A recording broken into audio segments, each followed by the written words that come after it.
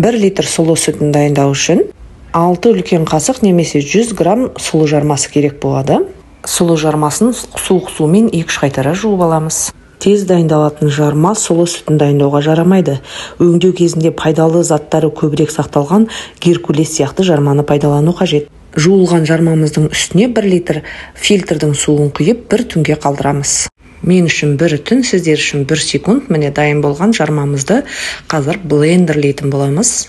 Кейін 2 қабат марліден сүзіп аламыз. Сұлы сүтінде талшық бар. Тұрақты тұтыну ішектің асқазанның өт қабынуының жұмысындағы бұзылуларға қарсы тиімді профилактика болып табылады. Тітіркенген теріні тыныштандырады. Өнімде терінің және шаштың күйіне пайдалы әсер ететін және метаболикалық процестерді қалыпқа келтіретін В тобындағы витаминдер, А және Е витаминдері бар. Сүтте ас қорытуды ынталандыратын және денені тазартатын көптеген талшықтар бар болғандықтан, мына сығып жатқан марлының сыртында қалған жаңағы кесел сияқты міне қасықпен қырып алып, бет терісіне жағып алатын боламын. Дәл осылай 2-3 күнде бір сүт дайындағанда осы міне крем сияқтыны бетіме жағып алып, марлының ішінде қалған жымықтан құймақ жасайтын боламын. Дайын болған сұлы сүтін әр тамақтың алдында 30-40 минут бұрын жарты стақаннан ішсеңіз болады.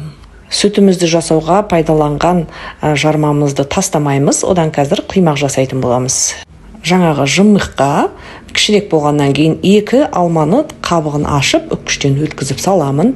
1 үлкен қасық шекер, 2 жұмыртқамыз салып, әбден араластырып алып, табаңызға май құйсаңыз да, құймасаңыз да болады, ыстық табада 2 жағын қызартып пісіріп аламыз.